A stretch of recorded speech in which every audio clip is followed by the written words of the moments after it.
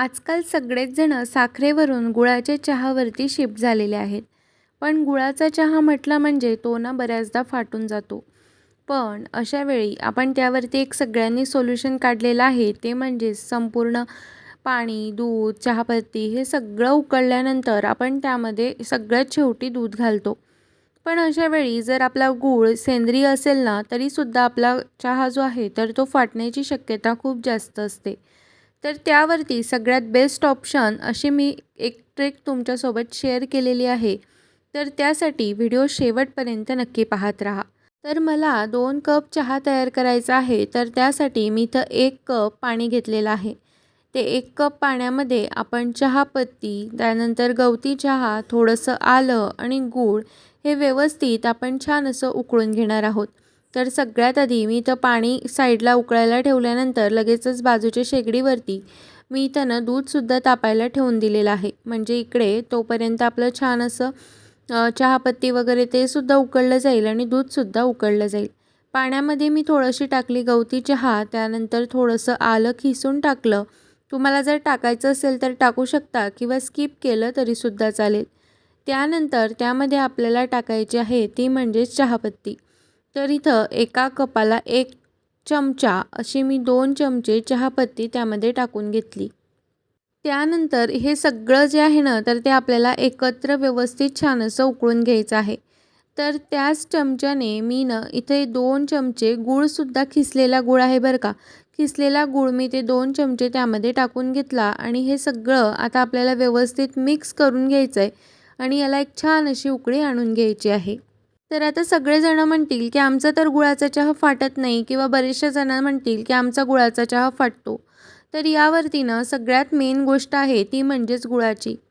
जर तुमचा गूळ एकदम प्युअर असा सेंद्रिय असेल ना, म्हणजे त्यामध्ये अजिबात भेसळ वगैरे केमिकलची काहीही केलेली नसेल ना, तर तुम्ही अगदी कशाही प्रकारे जरी चहा बनवला ना, म्हणजे सगळ्यात शेवटी जरी तुम्ही त्यामध्ये गूळ घातला, तरीसुद्धा तुमचा जो चहा आहे ना, तर तो फाटेल म्हणजे फाटेल 100% गॅरंटी आहे. आणि त्यासोबतच त्यामध्ये जर आणखी जर मॉइश्चर असेल ना, तर तो तरीसुद्धा फाटेल.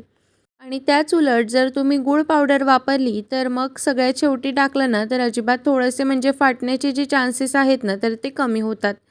तर त्यावरती सगळ्यात बेस्ट ऑप्शन म्हणजेच हा अशा प्रकारचा चहा बनवायचा, जो कुठल्याही प्रकारचा जरी तुम्ही गूळ वापरला ना, तर अजिबातही फाटणार नाही. तर मी इथे काय केलं, दूध आणि हे जे आहे ना, आपण पाण्यामध्ये व्यवस्थित छान असं उकळून घेतलं. ते सगळं व्यवस्थित मी वेगवेगळं छान असं उकळून घेतलेलं आहे. त्यानंतर कपामध्ये अर्ध्या कपापेक्षा थोडंसं जास्त दूध मी त्यामध्ये टाकून घेतलं आणि त्यानंतर मी हे आपण उकळून घेतलेलं त्यामध्ये मिक्स करून घेतलं आणि त्यानंतर मग आपल्याला हे थोडंसं अगदीच म्हणजे मिक्स करून घ्यायचं आहे. तर जर तुम्ही अशा प्रकारे जर गुळाचा चहा बनवला ना, तर तुम्ही अगदी सेंद्रिय गूळ वापरा किंवा कुठल्याही प्रकारचा जरी गूळ तुम्ही वापरला ना, तर अजिबातही तुमचा चहा फाटणार नाही. अगदी तुम्ही कितीही क्वांटिटीमध्ये तयार करा, अशा प्रकारचा चहा अजिबात फाटत नाही. आणि हा अशा प्रकारे जर तुम्ही चहा बनवला ना, तर चवीला अगदी असं वाटते, की आपण टपरीवरचा चहा पितोय की काय. आणि खरं म्हणजे आपण गुळाचा चहा का पितो? कारण साखरेवरती भरपूर प्रमाणामध्ये केमिकल वगैरे याची सगळी प्रोसेस जी आहे ना, तर ती केलेली असते. त्यामुळे मग आपण गूळ असा प्रेफर करतो. पण गुळामध्ये जर तुमचा गूळ जर पिवळसर कलरचा असेल ना, तर त्यासोबतच सेमच जी साखरेवरती प्रोसेस असते ना, तर ती सेमच प्रोसेस गुळावरती सुद्धा केलेली असते. त्यामुळे अगदी काळा जो सेंद्रिय गूळ असतो ना, तर त्या गुळाचा वापर करून जर तुम्ही अशा प्रकारे चहा बनवला ना, चहा चवीला सुद्धा छान लागतो आणि मेन म्हणजेच अजिबात फुटत वगैरे नाही. तर तुम्ही सुद्धा ह्या प्रकारे ना एकदा गुळाचा चहा नक्की करून पहा आणि तुम्हाला हा चहा कसा वाटला ते मला कमेंटमध्ये सांगायला अजिबात विसरू नका.